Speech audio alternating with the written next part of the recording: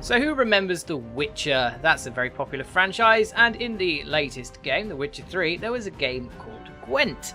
Now, the developers behind the Witcher series, CD Projekt Red, have decided that they're going to release a full version of Gwent onto PC, and by the seams of it, it's operating very much like Hearthstone, which is a very popular sort of card game that I'm sure you're all aware of. This is a game that I would not normally be particularly interested in. However, I've played it, it's quite good, and just thought I'd show it off for you because it's in a public beta now. You can go and get it for free. You just type in Gwent beta or something like that and it'll come up and you can have a lovely time. So yeah, if you basically like The Witcher and you like Hearthstone and you'd like a Witcher themed Hearthstone but slightly different, this is sort of for you, really. I don't know how much of a crossover there is between those two demographics, to be honest, but there must be some, otherwise they wouldn't have made the game. So what I'm going to do is, I actually did a video on this before, but the audio fucked up, as it seems to be a running theme this week. I'm going to go through, well, a practice game. I'll go on a challenge, and hopefully I'll end up with enough of this stuff here to afford a thing which I will explain later. And just go through the game with you, and then I'll probably end with a game against a real person. Ugh. So then, let's start with a practice game, and I've been doing a lot with that that deck, the Skillage deck. These are all starter decks apart from that one, which it made me make in a tutorial, although it didn't actually let me make. It just did do all these things, and then it made it for me, which is fabulous. So let's start with the monster deck, or that thing, Scoatail deck. Let's start with this one because I can't pronounce it. So if I can't pronounce it, it means it's going to go well. So the basic premise of the game is, ooh, wow, that's good. You have to have the most attack by the end of each round, and there are 3 rounds per game, or up to 3 rounds per game, and everything you've done in each round carries over to the next round. So if you've used a card, that won't necessarily be able to be used next turn. So let's go with, at the start of a game, you can swap out or redraw up to 3 cards. Swap that one out. Oh, got another one of those. I'm going to swap out. Ooh, play a random dwarf from your deck, including golds, and boost it by 3. That's quite good. Ooh, I'm going to swap out swap out a First Light because that's dull, and swap out a Scorch for later. Save that. And that means it's my turn. Also, if I'm done and I know that I'm not going to win, I can hold that. So click and hold for a certain amount of time, and it'll be like, oh, okay, you don't want to play any more cards. So you don't have to keep playing and using up your cards if you don't want to.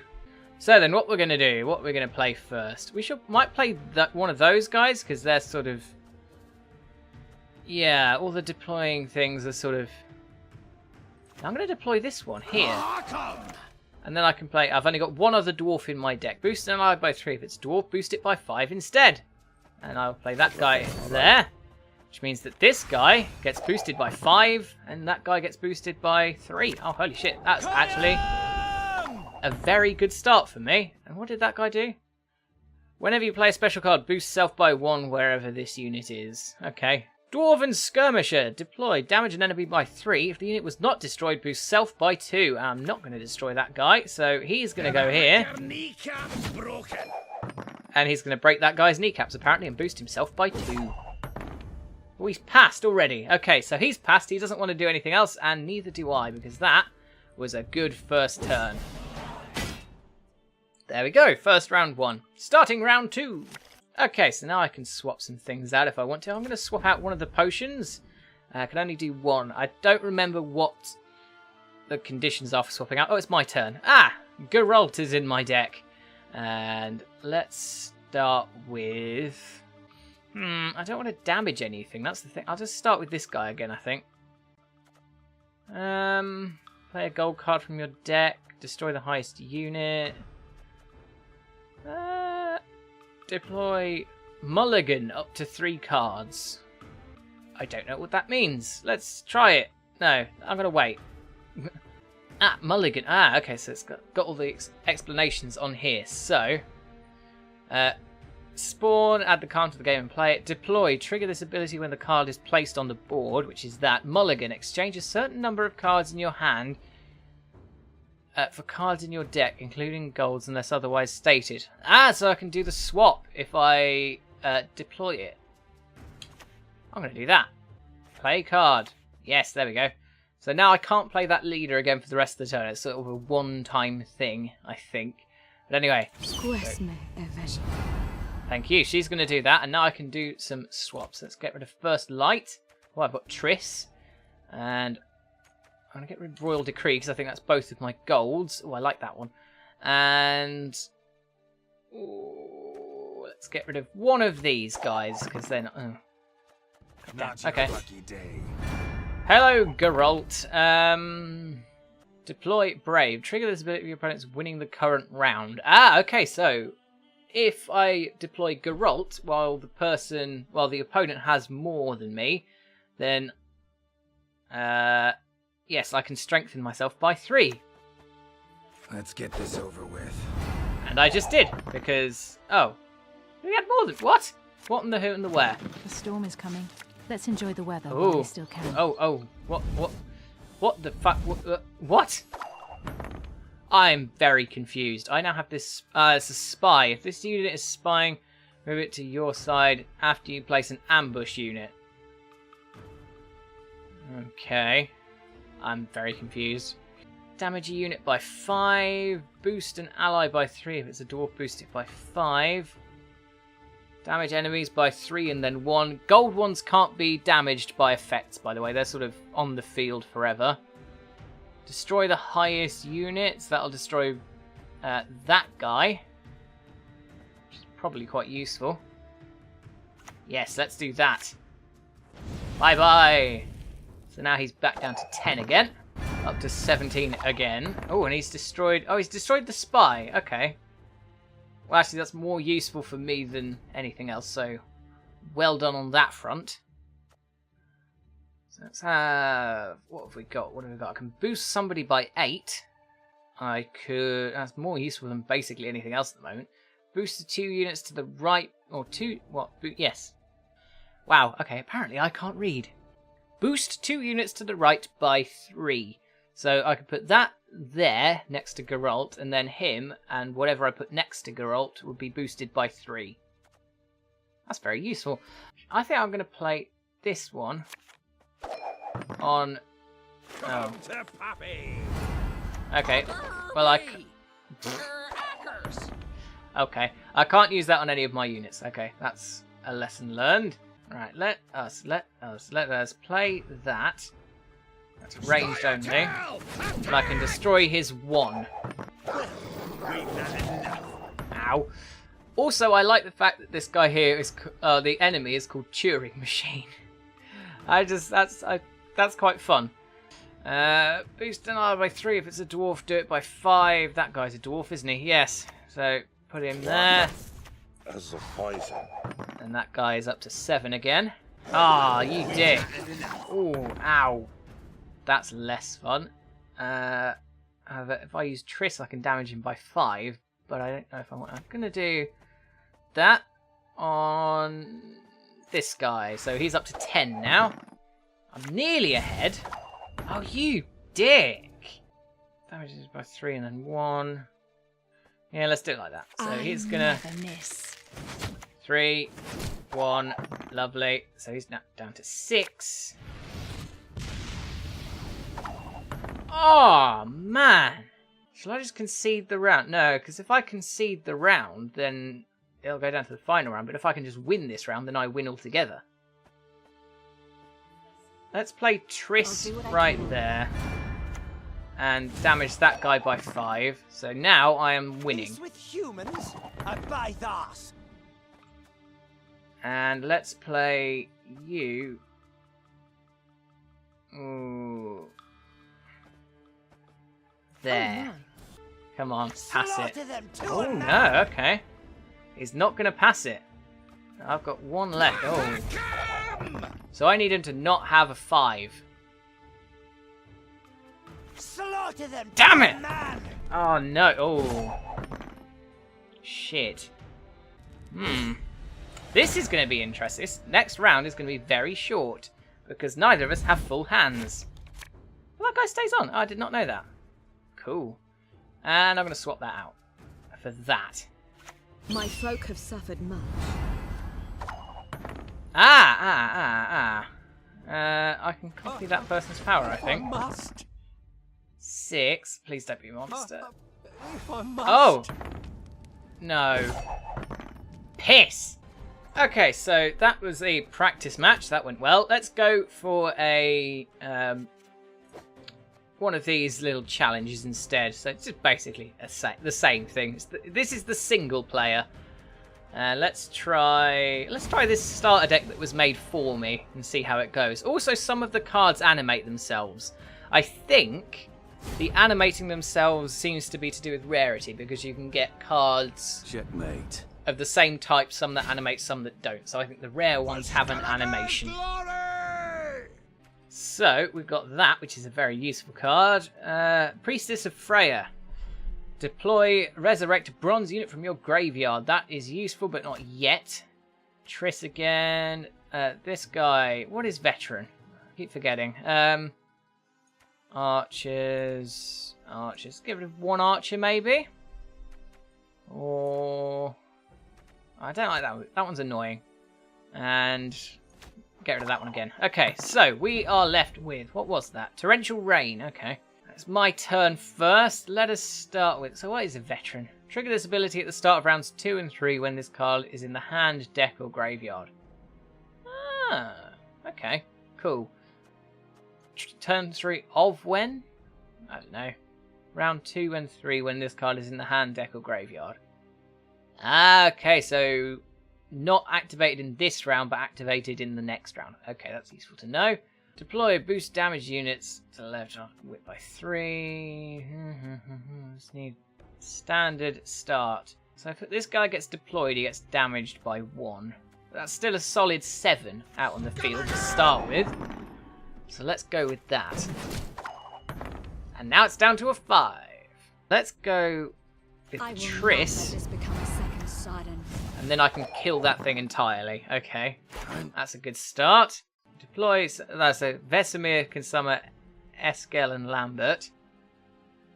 And so that's like a big trinity of things. But obviously he doesn't have Eskel in there. That's quite good. Strengthened by 3 whenever it enters the graveyard. So if I put that on the field, and then I draw the thing to resurrect next turn, that would be quite useful. Right. I can now use... I think I'm going to use the Thunder one to damage him by 7, because that's a bit much to me. Do not test. Oh, he's played his leader. What does his leader do? His leader locks 2 enemies and damages them by 4. Fuck, that's not fun. Destroy the highest units. Yes, let's destroy Vesemir. Oh, poor Vesemir. He's dead now. Yeah, I'm not massively sort of up to date with the lore of the Witcher games, but I know roughly, like, the rough things of what's going on. He's armoured and he should be guarding the wall somewhere because he looks like one of the guys out of Game of Thrones. Oh, I can damage 3 units by 1, but it'll only be... That guy doesn't get damaged. Torrential Rain. Turn start damage the lowest units on the row by 2. So I assume it'll be that guy because he won't get damaged. Why not? Let's do that. This isn't going amazing for me. What does this guy do? Spawn a crate. I can't remember. Spawn, crack a crate. I don't know what that does. Deploy, play the... deploy, play the highest loyal unit in your deck. Strengthen it by 3, then damage it by 1. Just strengthen it by 2 then. Or is there like an advantage to being damaged with some of them? I don't know. I'll wait for that one. And I will play... this one, because then 3 units get damaged by 1.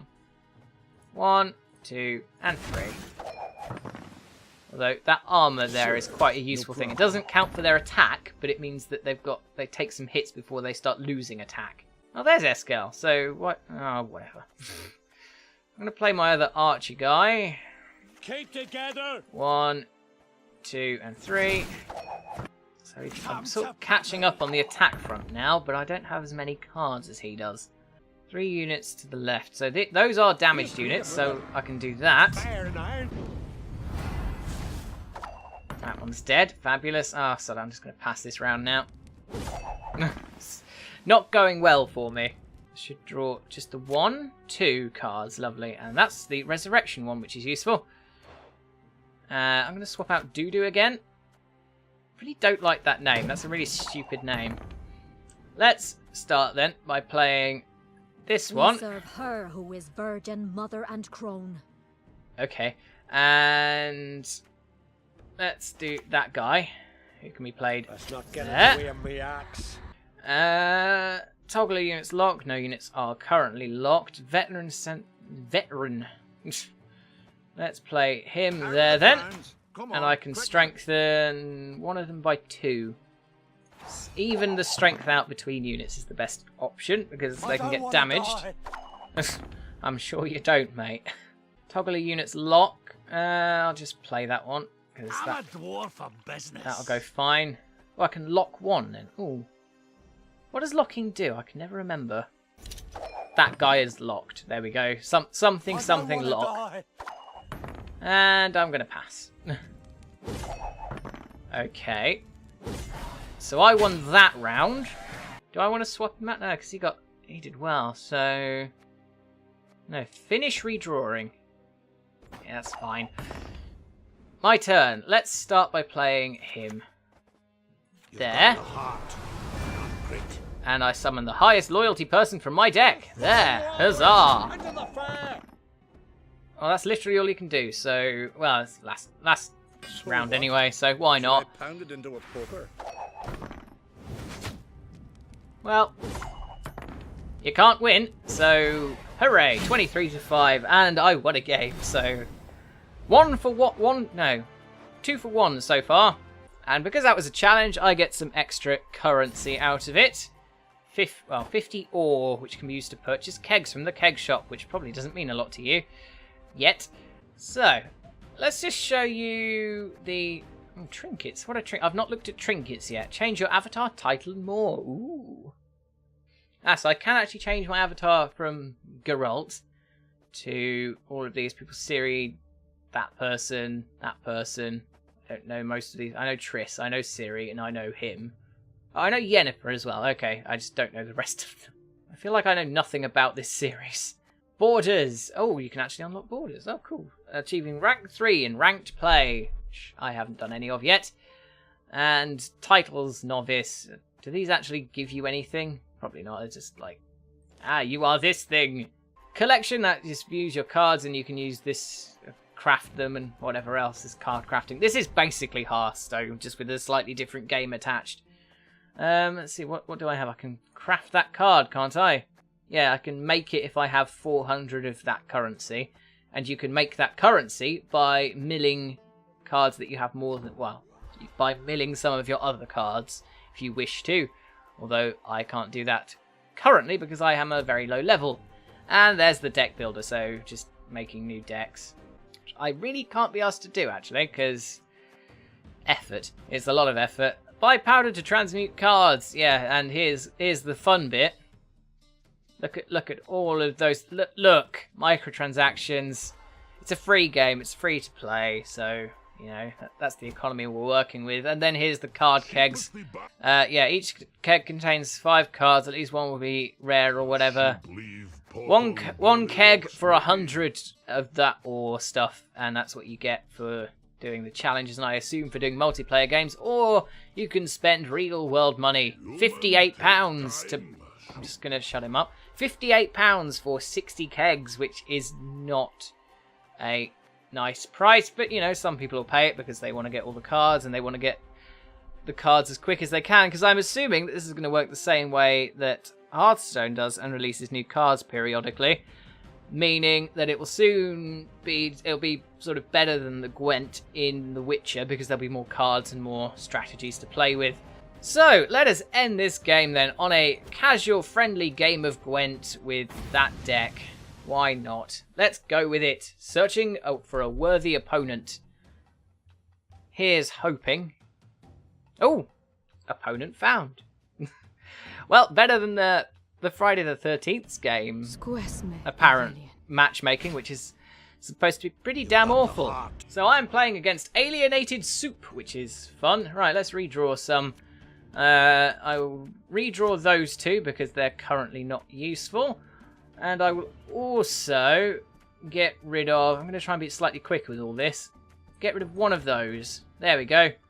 Oh, they're taking their time. You know, I try to be sort of convenient for these people because, you know, some people want to play it really quick and get on with it.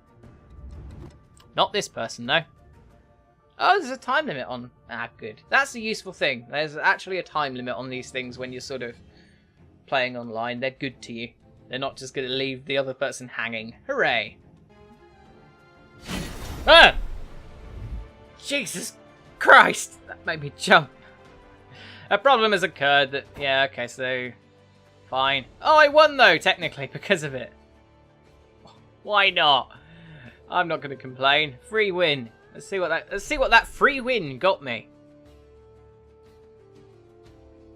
A loading bar, apparently. Well, I'm going to give up on that because it wasn't doing anything. So let's try again with a different deck and hopefully an opponent that works. Or not. My internet is working. If I do that. Yeah, it's not saying I'm offline on Steam or anything. So go figure. So do I give up there then? Do we leave it? One more try. Now it's just completely black. Oh. Oh. Oh, we're frozen. Now, the game has indeed frozen. Okay. Oh. And it's crashed. So that was The Witcher open beta, everyone. Yeah, maybe if you're really keen to try this out, play it. If not, yeah, I'd wait because you might have to deal with this.